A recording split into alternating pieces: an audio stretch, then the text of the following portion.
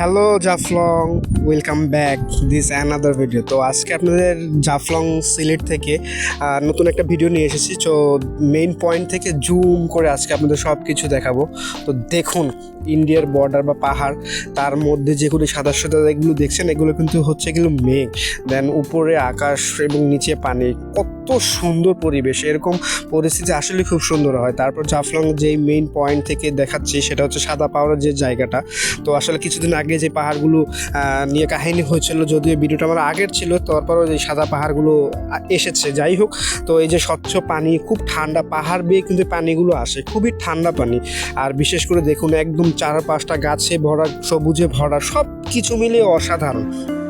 দেখুন, বাংলাদেশের পতাকাটা দেখেছেন? একদম গর্ববোধ করে বলতে পারি আমাদের দেশে যে এরকম ট্যুরিস্ট বা স্পোর্ট জোন আছে, যেগুলো আমরা গর্ববোধ করার মতন, এবং বিদেশিরা আসবে আমাদের দেশকে চিনবে।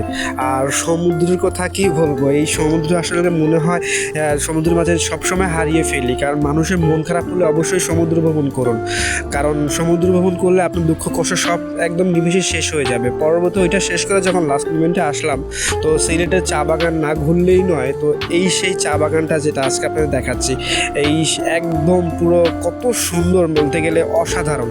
আর বিশেষ করে আমার ভিডিওটা কেমন লেগেছে অবশ্যই কমেন্ট করে জানান।